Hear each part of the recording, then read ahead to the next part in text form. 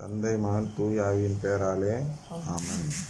இன்று பொதுக்காலம் 31ஆம் வாரம் புதன்கிழமைக்குரிய 2ஆம் ஆண்டின் வாசகங்களை பார்க்க இருக்கிறோம். அதில் இன்றைய வேளாண்மையின் மைய கருத்து என்பது எல்லாவற்றுக்கும் மேலாக என்பதாகும். இன்று திருப்பலி நிறைவேற்றியவர் அருட்தந்தை ஜான் கென்னடி அவர்கள். இன்று சுருக்கமாக சொல்லப்போனால் அந்த திருப்பலியை குறித்து வெகு நாட்களுக்கு பிறகு ஒரு கத்தோலிக்க திருப்பலி கண்டதற்கான ஒரு மன நிறைவு இருந்தது. அவர் என்ன சொல்றது என்றால், அவருடைய மறைவுரை என்பது ஒரு கத்தோலிக்க மறைவுரையாக இன்று இருந்தது. ஒரு கத்தோலிக்க மறைவுரை இப்படித்தான் இருக்க வேண்டும், இதுக்கு மேல் எதிர்பார்க்க முடியாது. ஒன்றும் உச்சத்தை அடையவில்லை என்றால் அவர் உச்ச நிலையில் நம்பிக்கை கொண்டவராக இல்லை, இருந்தாலும் ஒரு நல்ல கத்தோலிக்க நம்பிக்கை உடையவராக இருக்கிறார் என்பது அதில் வெளிப்பட்டது. அதிலும் குறிப்பாக இன்றைய மறைவுரையின் சிறப்பம்சம் என்னவென்றால், எல்லாவற்றுக்கும் மேலாக என்ற தலைப்பில் நாம் சொல்லியிருக்கிறோம் ஏற்கனவே. வேளாண்மையில் தினமும் மறைவுரை எப்படி முடிக்க வேண்டும், மறைவுரை எந்த கருத்தை மையமாக வைத்து செயல்பட வேண்டும் என்று சொன்னோம் அல்லவா. எந்த தலைப்பை கொடுத்தாலும் அதை மரியாளோடு, அன்னை மரியாளோடு ஒப்பிட்டு பார்க்க வேண்டும் என்று ஏற்கனவே சொல்லியிருந்தோம். அதற்கு ஏற்ற மறைவுரையாக இன்று இருந்தது. எல்லாவற்றுக்கும் மேலாக என்று ஆரம்பித்த அவர் முடிவில் அன்னை மரியாள் தான் அந்த எல்லாவற்றுக்கும் மேலாக தன்னையே கடவுளுக்காக கொடுத்தவர் என்று நிறைவுரை செய்தார். இடையில் எந்த விதமான அருங்குறை தாக்கமும் இல்லாத நிலையில் அவருடைய மறைவுரை இருந்தது என்று சொல்லலாம். எனவே அவரை பார்க்கும் பொழுது நம் பி சேவியருடைய நினைவு வந்தது. பி சேவியர் ஃபாதரும் கிட்டத்தட்ட இது போன்றுதான் செய்வார். ஆனால் இதை விட கொஞ்சம் கூட கருத்துக்களை திணிப்பார். குறுகிய நேரத்தில் அதிக கருத்துக்களை புகுத்தி விடுவார். அது அநேகருக்கு பிடிக்காது. அதுபோன்றுதான் இந்த அருட்தந்தை ஜான் கென்னடி அவர்களுடைய மறைவுரையும் அநேகரிடத்தில் வரவேற்பு இல்லாத நிலை இருக்கலாம். ஆனால் இதுதான் உண்மையான மறைவுரை. வரவேற்பிற்கும் மறைவுரை என்பது ஏற்கனவே பார்த்தோம். மனிதனுக்கு ஏற்புடைய குறித்து பேசும்பொழுது அங்கே மனிதனால் வரவேற்பு கொடுக்கப்படும். மனிதனுக்கு ஏற்புடைய என்பது எது என்றால் செழுமையின் நற்செய்தி. சிலுவையின் நற்செய்தியில் மனிதர்களுக்கு அவ்வளவு விருப்பம் இருக்காது. எனவே அவர்கள் அதை பாராட்ட மாட்டார்கள். மறைவுரையை செழுமை நற்செய்தி அடிப்படையில் வைப்பீர்கள் என்றால் மனிதர்களுடைய பாராட்டு அந்த குருக்கு கிடைக்கும். இவர் வைத்த மறைவுரையோ செழுமையை அடிப்படையாக வைத்ததாக இல்லை.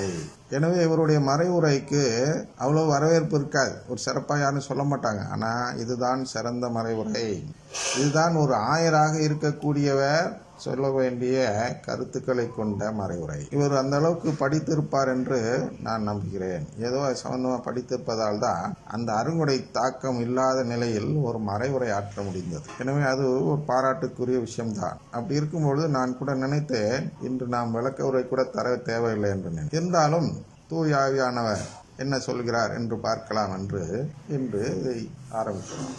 இன்றைய வாசகத்தில் மையக்கருத்து என்பது, முதல் வாசகத்தின் மையக்கருத்து என்பது, கடவுளே நீங்கள் செயல்படுவதற்கான விருப்பத்தையும் ஆற்றலையும் தருகிறார். முதல் வாசகத்தின் மையக்கருத்து.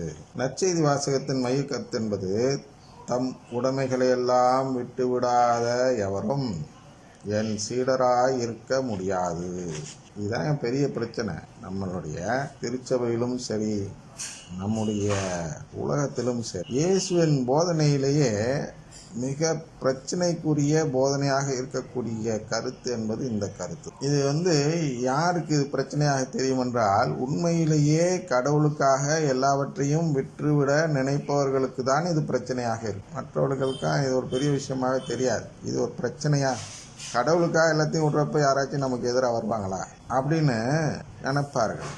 என் வாழ்க்கையில் இவ்வளோ நாள் நான் சீரழிஞ்சு போனதும் அல்லாடம் பட்டதும் இந்த ஒரு பிரச்சனையினால் தான். இதை தான் மக்கள் சரியாக புரிந்து கொள்ள மாட்டேங்கிறார். ஏற்கனவே சொல்லியிருந்தோம், பிஜேபி குடும்பத்தில் ஒரு பிஜேபியுடைய சகோதரியின் மகனும் அந்த மகனுடைய சித்தப்பாவும் என்ன, 2 பேரும் இதை தவறாக புரிந்து கொண்டு வீடு வாசலையெல்லாம் விட்டு கடற்கரைக்கு சென்று ஒரு 10-15 நாட்கள் காணாமல் போய்விட்டார். இந்த வசனத்தை தவறாக புரிந்து கொண்டு இவர்களெல்லாம் தேடுகிறார்கள். கடைசியில் பார்த்தால் கடற்கரைக்கு சென்று அங்கே நற்செய்தி அறிவித்துக் கொண்டிருக்கிறார். சிறு பிள்ளைகளாக இருக்கும் பொழுது 2 பேருக்குமே திருமணமாகாத வயது. அதனால் சிறுவர்கள் காணாமல் போய்விட்டார்கள் என்று நம்பி உறவினர்கள் தேடினார்கள். அதன் பின் கண்டடைந்த பின் அந்த இருவரையும் அழைத்து கொண்டு யாரிடம் சென்றார்கள்? தினகரன் என்று ஒருவர் இருக்கிறார்.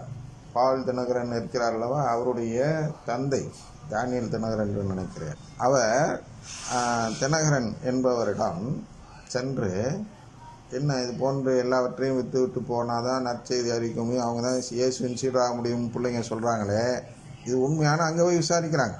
அப்புறம் அவர் புத்திமதி சொல்லி அனுப்புகிறார். என்ன புத்திமதி சொல்லி அனுப்புகிறார்? அதெல்லாம் இல்லைப்பா, இப்படி தான்ப்பா அப்படி தான்ப்பான்னு ஏதோ ஒன்று அவர் தெரிஞ்ச விதத்தில் சொல்லி அனுப்புகிறார். இப்போ இதை எப்படி தான் நாம் புரிந்து கொள்வது? இப்போ இவ்வளோ தூரம் நம்ம எடுத்த விளக்க உரைகளை கேட்டு வந்திருந்தால் இது புரிந்து கொள்வது மிகவும் எளிது. ஒரே நொடி பொழுதில் புரிந்து கொள்ளலாம். இது நாள் வரை அனைத்தையும் கேட்டறிந்திருந்தால் இதை புரிந்து கொள்வதில் சிரமம் இருக்காது. ஏனென்றால் இங்கே இயேசு அவரை சொல்லவில்லை. இயேசு எதை சொல்கிறார் என்றால், அந்த செழுமை நற்செய்தி ஒரு பக்கம், சிலுவை நற்செய்தி மறுபக்கம். இந்த செழுமை நற்செய்தியை விட்டுவிட்டு சிலுவை நற்செய்தியை ஒருவர் கடைபிடிக்க வேண்டும் என்றால் அவருக்கு இந்த உலகமே எதிரியாக தான் இருக்கும். அதுவும் நம்ம நாட்டில், நம்முடைய தமிழ்நாட்டில் எடுத்துக்கிட்டிங்கன்னா முழுக்க முழுக்க சிலுவை நற்செய்திக்கு எதிரான ஒரு சமுதாயத்தில் நாம் வாழ்ந்தோம். இந்த கலாச்சாரமே அதுக்கு எதிரானது. இந்த கலாச்சாரமே செழுமையை நோக்கி செல்லக்கூடிய கலாச்சாரமாக இருக்கிறது. உதாரணத்துக்கு ஒரு சிஸ்டர் சொல்கிறாங்க, ஒரு சிஸ்டர் ஒரு குழந்தையை பார்த்து அந்த குழந்தையை எப்படி வளர்க்க வேண்டும் என்று அறிவுரை கூறக்கூடிய நிலைமை வந்த பொழுது என்ன சொல்கிறார்கள் என்றால், இந்த குழந்தைக்கு திஷ்டி சுற்றி போடு, திஷ்டி போட்டு வை என்று சொல்கிறார்கள். அது எது நோக்கி போகிறது? அதுவும் செழுமை தான். அந்த திஷ்டி போட்டு எதுக்காக வைக்கிறார்கள்? கஷ்டம் வந்துவிடக்கூடாது, அந்த குழந்தைக்கு நல்லபடியாக இருக்கணும், ஏதாவது வந்துடும், மூட நம்பிக்கை தான். ஆனால் நான் மூட நம்பிக்கையை சாடவில்லை. நான் எதை சாடுகிறேன் என்றால், நம்முடைய நோக்கம் செழுமையை நோக்கியதாக இருப்பதை வெளிப்படுத்துவது விதத்தில் நாம் மூட நம்பிக்கைகளை நம்ப தொடங்கிவிடுகிறோம். எப்படியாவது செழுமையில் நாம் வாழ வேண்டும் என்ற நம்பிக்கையில். இதுதான் நம்மை சுற்றி இருப்பவர்கள் நமக்கு எதிராக செயல்படுவார்கள். நம்மை சிலுவை நற்செய்தியை கடைபிடிக்கவே விட மாட்டார்கள். நீ அப்படி செஞ்சா தரித்திரம், இப்படி செஞ்சா ஆபத்து, அப்படி பண்ணாத இப்படி பண்ணாத என்று அந்த நம்முடைய நம்பிக்கையை கெடுப்பதிலேயே குறியாக இருப்பார்கள். மூட நம்பிக்கையை நம்பினாலும் உங்கள் நம்பிக்கையை கெட்டுப்போனதாக தான் பொருள்படும். அது முட்டாள்தனமாக எடுத்துக்கொள்வது உலகத்தின் பொருள். ஆனால் சாத்தான் அப்படி எடுத்துக்கொள்ள மாட்டான். நீங்கள் நற்கருணையை நம்பாதவர்களாக இருக்கிறீர்கள் என்றுதான் சாத்தான் எடுத்துக்கொள்வான். எனவே நம்மை திசைத்திருப்ப, நாம் எப்பொழுதெல்லாம் செழுமையை நோக்கி போகிறோமோ அப்பொழுதெல்லாம் சாத்தான் வழியில் செல்கிறோம். அதான் நாம் புரிஞ்சுக்கணும். உடனே செழுமையை நோக்கி செல்லக்கூடியவர்கள் இதை கேட்டதும் மிகவும் கடுப்பாகி விடுவார்கள். உடனே நமக்கு எதிரியாக மாறிவிடுவார்கள். இதனால்தான் என்னுடைய வாழ்க்கையில் அவ்வளோ துன்பத் துயரங்கள் திருச்சபையின் அதிகாரிகளால் கொடுக்கப்பட்டன என்று பார்க்கிறோம். ஏனென்றால் அத்தனை குருக்களுமே இந்த செழுமை நற்செய்தியை நம்பக்கூடியவர்கள்.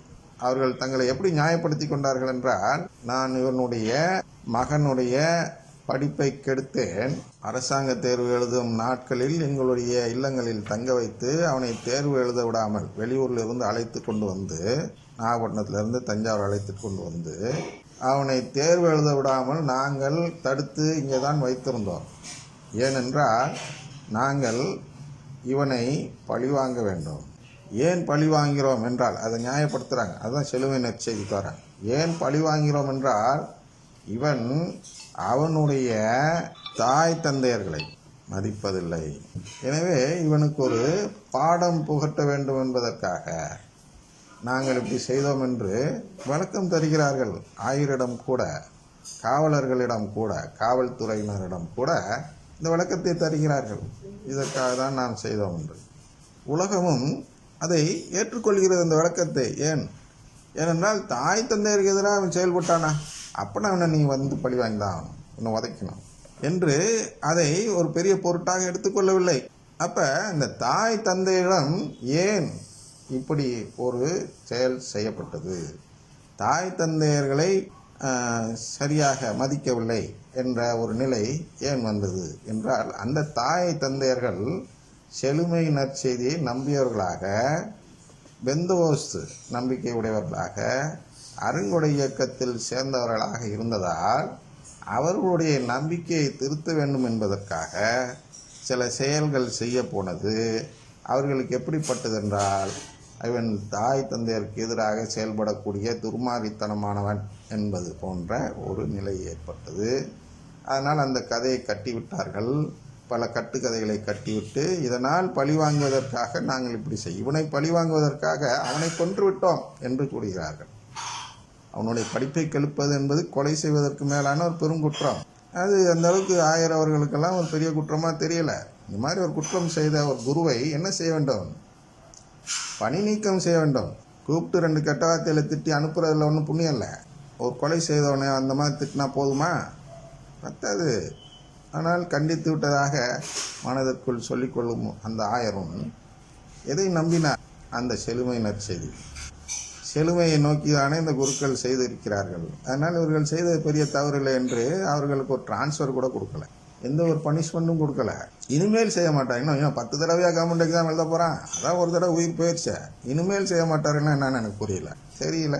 சரி, நான் அதை விட்டுட்டோம். அது ஒன்று நம்மளுடைய நோக்கம் செழுமையை நோக்கிய பயணமாக இருந்தால் அந்த ஆயரில் தொடங்கி அந்த சிறிய உதவி பங்கு தந்தை வரை அனைவரையும் உள்ளரை வைத்திருப்போம். அது நம்முடைய நோக்கம் இல்லை. செழுமையை நோக்கிய பயணமாக இருந்திருந்தால் உள்ளே வைப்பது தான் நோக்கமாக இருந்திருக்கும்.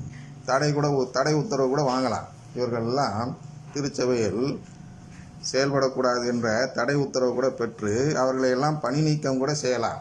ஆனால் அதெல்லாம் செய்யாத காரணம் என்ன என்றால், நாம் அவற்றை நம்புவர்கள் அல்ல, செழுமையை நம்பி வாழ்பவர்கள் அல்ல. இதனால்தான் இத்தனை நபர்களை நாம் பகைத்து கொள்ள வேண்டிய நிலைமை இருக்கிறது. பாருங்கள், ஆகையரை பகைத்துக் கொள்கிறோம், பங்கு தந்தையை பகைத்துக் கொள்கிறோம், சிறிய பங்கு தந்தைகள் ஒரு 10-15 பேரை பகைத்துக் கொள்கிறோம். இப்படியெல்லாம் பகைத்து கொள்ளக்கூடிய சூழ்நிலை வருகிறது அல்லவா? எதற்காக வருகிறது? ஒரே ஒரு செய்திக்காக தாங்க வருது. இந்த நற்கருணை ஆண்டவரை நான் நம்புகிறேன் என்றும் அதன்படி வாழ்கிறேன் என்றும் என்ற சூழ்நிலையின் காரணமாக தான் இவ்வளவு பகைமை வருகிறது. இவர்களெல்லாம் என்னை வற்புறுத்தி என்ன செய்ய சொல்கிறார்கள் என்றால், நற்கருணை மீது உள்ள நம்பிக்கையை விட்டுவிடு, அருங்கொடை இயக்கத்தில் சேர்ந்து விடு, இல்லை என்றால் நான் உன்னெல்லாம் இப்படி தான் செய்வேன், எவ்வளோக்கு உன்னை ஒடுக்க முடியுமோ. இன்றும் கூட இந்த ஒரு நம்பிக்கையின் காரணமாக எங்களுக்கு அன்பியம் இல்லை என்ற ஒரு நிலையில் தள்ளிவிட்டிருக்கார்கள். அன்பியமே இல்லைன்ட்டாங்க. நாங்கள் தான் பக்கத்து வீட்டில் அன்பியம் இருக்குது. இந்த ஒரு 4 பக்கத்துலேயும் வீடு இருக்குது. 4 பக்கத்தில் இருக்கவங்களும் ஒரு அன்பியத்தில் இருக்கிறாங்க. ஒரே அன்பியம். நடுப்புற இருக்க நாங்கள் மட்டும் இங்கே குடியிருக்கலாம். அவர்களாக முடிவு செய்து அவர்களாக நீக்கி விட்டார்கள்.